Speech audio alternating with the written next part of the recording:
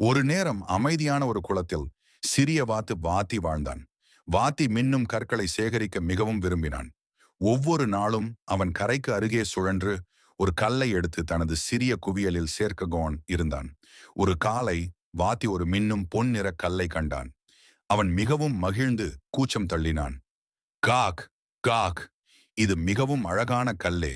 ஆனால் அவன் விளையாடும்போது கல் அவனின் வாயிலிருந்து வீழ்ந்து ஆழமான நீரில் அடங்கியது.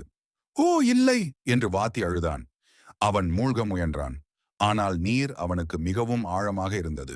அப்பொழுது அவனது நண்பர் ஆமை டீனா நீரில் வந்தாள். ஏன் நீ துயருகிறாய் வாத்தி? டீனா கேட்டாள்.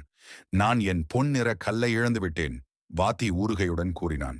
டீனா சிரித்தாள். கவலைப்படாதே, நண்பர்கள் ஒருவருக்கொருவர் உதவுகின்றனர்.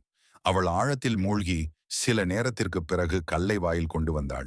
வாத்தி மகிழ்ச்சியடைய, நன்றி டீனா, நீ சிறந்த நண்பர் என்று கூறினான். அந்த நாளிலிருந்து வாத்தி மின்னும் கற்களை விட நண்பர்கள் மிகவும் மதிப்புள்ளவர்கள் என்று கற்றுக்கொண்டான். பாடம்: உண்மையான நட்பு விலையுயர்ந்த பொக்கிஷங்களை விட மதிப்புள்ளதாகும்.